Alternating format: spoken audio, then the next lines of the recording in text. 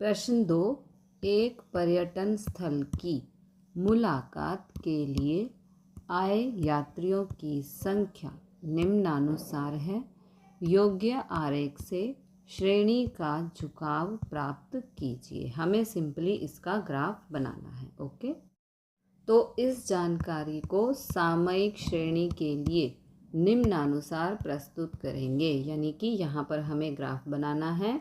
अब यहाँ पर समय यानी कि टी, देखो यहाँ पर ये जो वर्ष है तो इसको पहला वर्ष, इसको दूसरा, इसको तीसरा, इसको चौथा, इस तरह से हम नंबरिंग कर देंगे। ठीक है, पहला, दूसरा, तीसरा, चौथा, पांचवा, छठा, सातवां।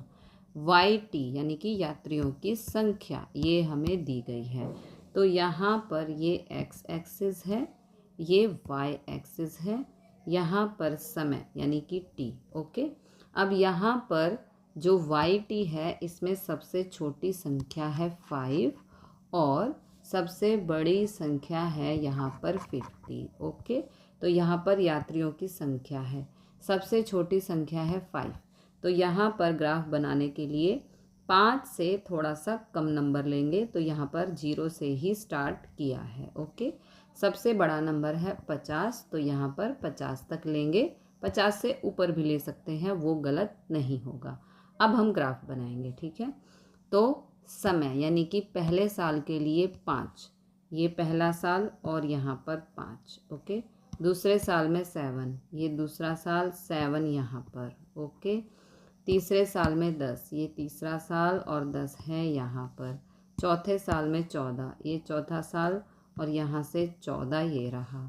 ये पाँचवा साल, यहाँ पे 30, ये पाँचवा साल, यहाँ पे है 30। ओके, छठे साल में 41, ये छठा साल और यहाँ पर कहीं होगा 41।